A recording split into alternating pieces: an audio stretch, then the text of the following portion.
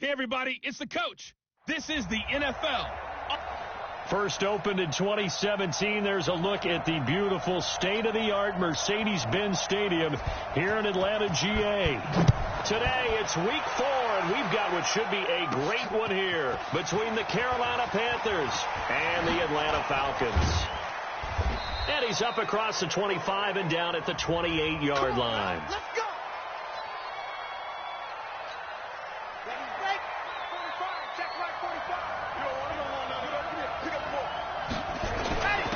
First carry for Christian McCaffrey.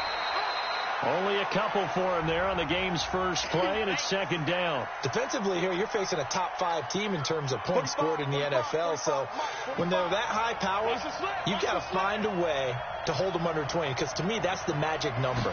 20 points scored, you give yourself your best chance to win. So if they're up around 24, 28, 30, they could be in some trouble. And I think so, because then you turn it into a shootout, and that means your offense has to keep pace. Little trouble thus far on their opening drive as they come up on a 3rd and 11. They'll look to throw here. And he fires one that's intercepted. Isaiah Oliver with the INT.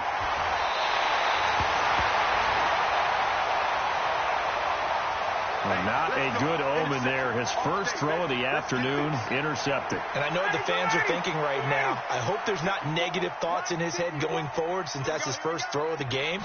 But one of the things I remember about him coming out of school, he's able to wipe things away pretty easily and move on.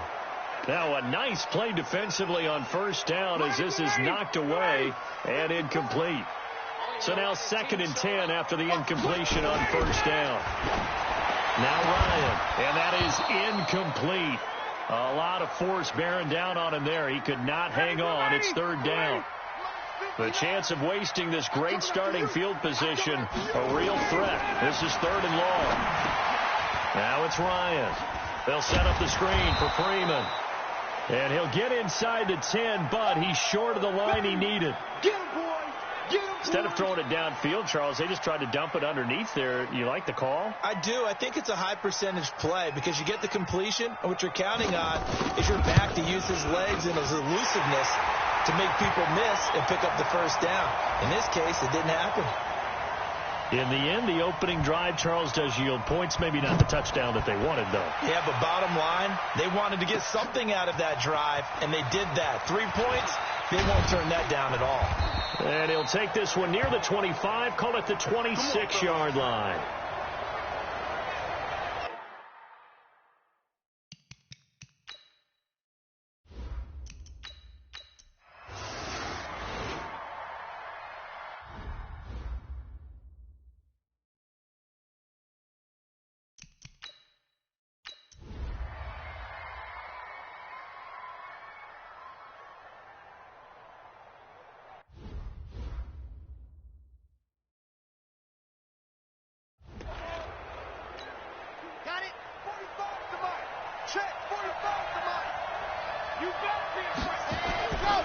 Now a give, right side McCaffrey.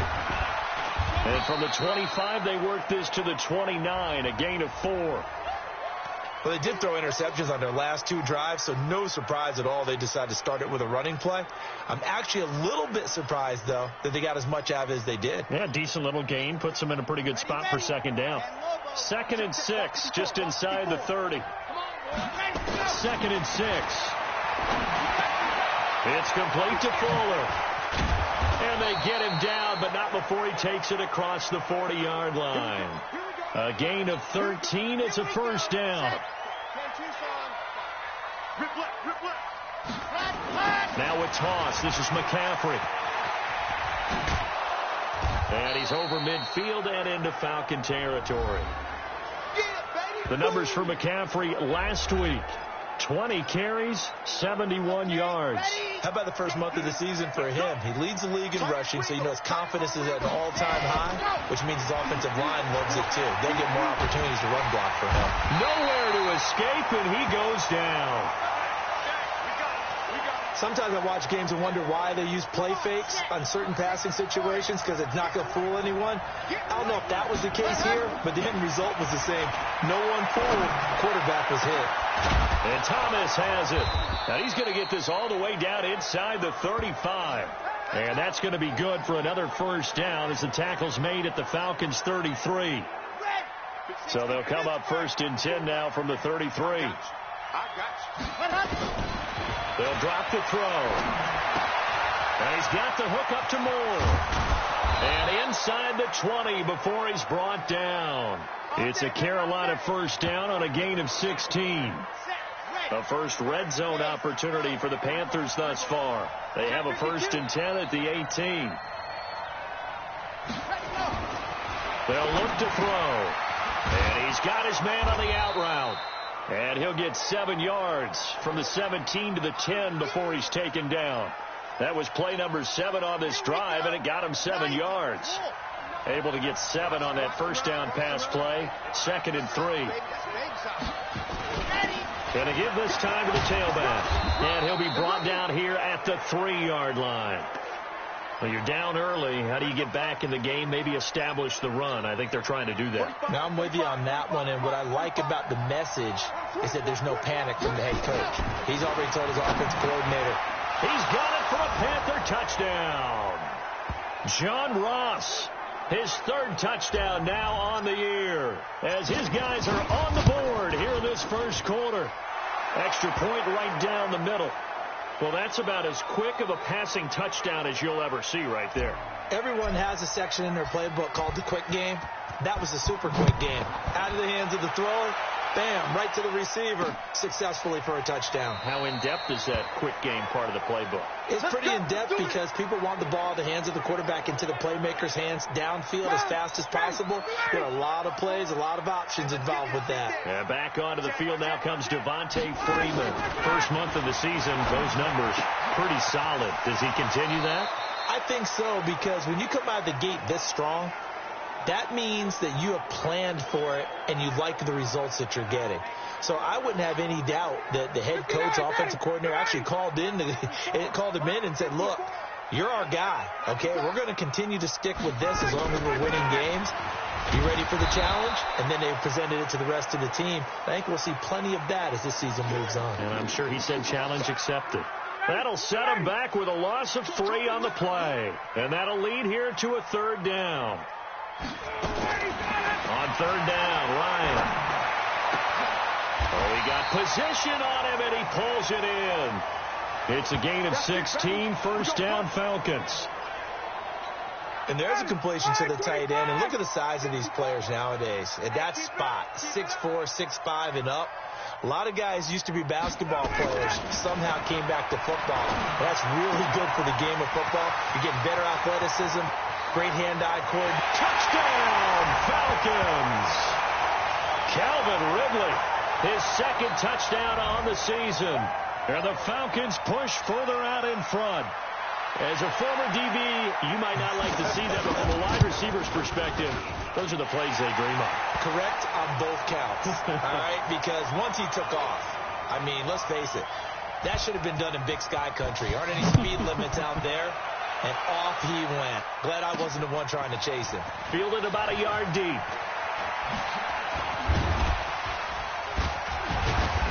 And they'll have good starting field position as he's up just shy of the 40.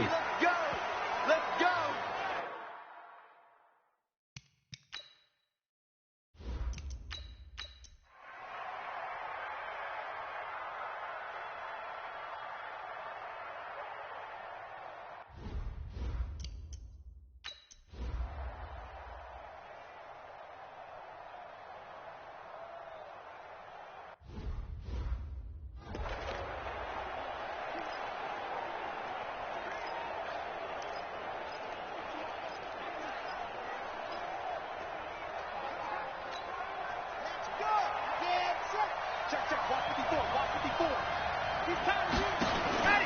Here's a play fake as they set up to throw.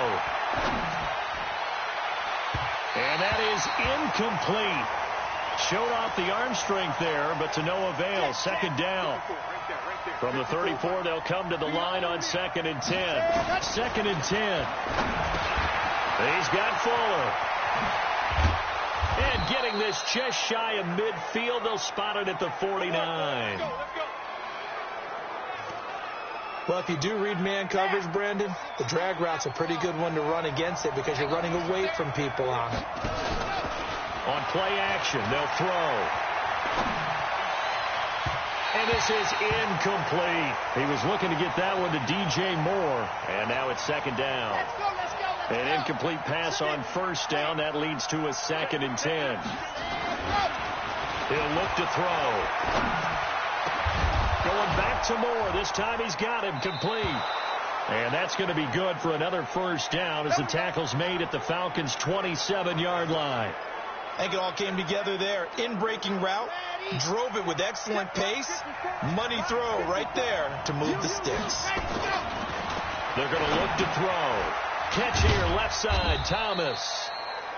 Down he goes at the 23, a pickup of 4. That throw good for 4. It's 2nd down.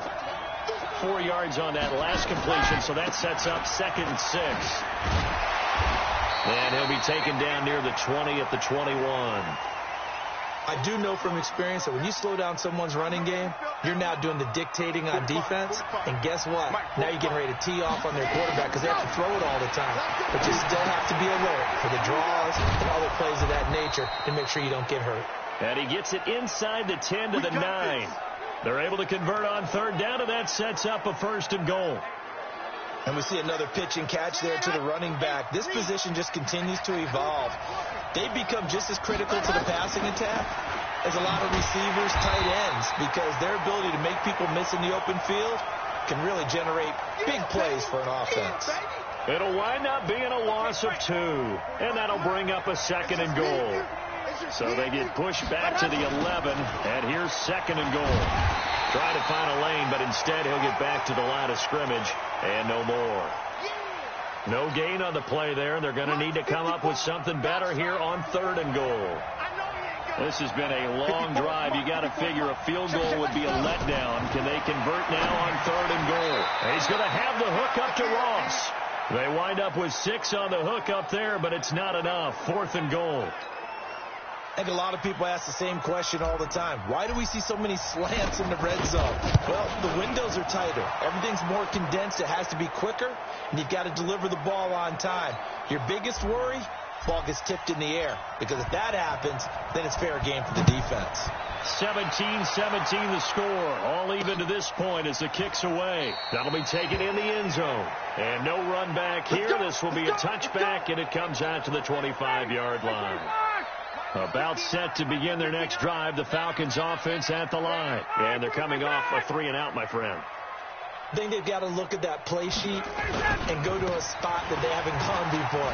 Time to shake things up a little bit to try and get this offense moving. Okay, so how do you do that? How do you shake things up? You look at what you've called before, realize it hasn't worked so well. Go to something else.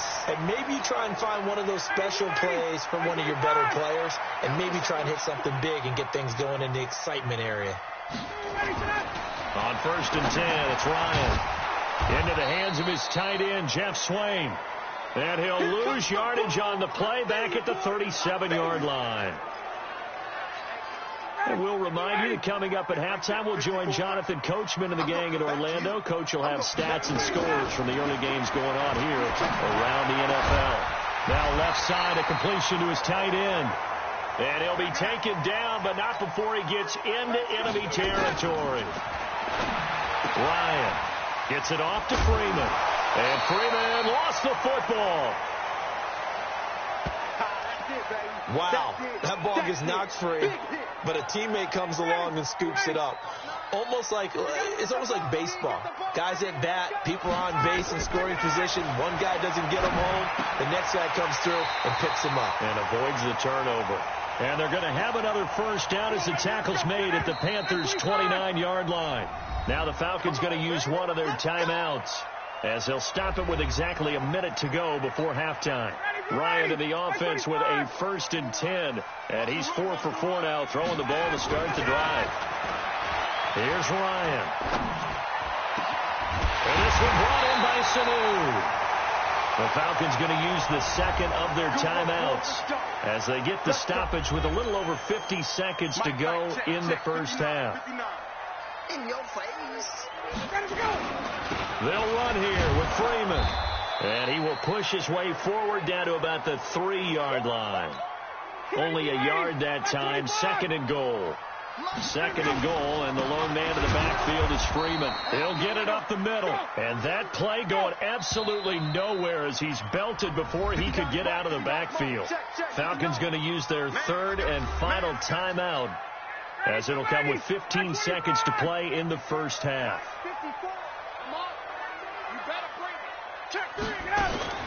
On third and goal, Ryan. And that will be taken in by Ridley for a Falcon touchdown. Calvin Ridley in the final seconds of the first half. And the Falcons have taken the lead. That's one of the better examples of clock management I've seen. Whittled it all the way down just about and still put the ball in the end zone. And just a methodical drive and something really to take into the lockers here. So they will accept the penalty and move forward. After the roughing penalty on the PAT, they'll kick off from 15 yards further upfield. And they will not get a chance to return this one as it's through the end zone for a touchback. Final 10 seconds of the half as they've got it 1st and 10. And they're just going to run it here up the middle. And he'll be brought down somewhat awkwardly here, and a late flag as well. I think this one's going to be a face mask. Officials so cognizant of that call nowadays, but that one looked pretty easy. Yeah, you're right. They took out of their hands having to wonder whether it's a 5-yard or a 15-yard inadvertent or not. Now, it's a lot easier. You see it, you call it. Now back to throw. And for the third time here in this half, he's intercepted. Ricardo Allen with a pick. And he will be brought down. His time is now run out on this first half of action. And just like that, on we head to half number 2. Both these offenses have been in fine form. What will the second half bring us as we are underway in quarter 3? And no run back here. This will be a touchback, and it comes out to the 25-yard line. So here are the Falcons to take over on offense. They've won 2 straight, and they lead this one as well as they come up on 1st and 10. Ryan will bring the Falcons up now 1st and 10 at their own 25-yard line. And he will lose yardage and be backed up to the 24. It's a loss of a yard there, and now second down. A loss of a yard there to start out. That leads to a 2nd and 11. From the shotgun, Ryan. Nowhere to escape, and he goes down. Brian Burns picks up his 2nd sack of the afternoon. That's his 2nd sack of the game, and the best defensive ends, they do their homework as much as offensive guys do. They know how to beat the offensive lineman across from them, what moves they need to do to set them up. This guy's been pretty good at it all game long. And he's taken down, but able to slip across the 35. His first catch, and it's a pretty big one. They get the conversion on 3rd down.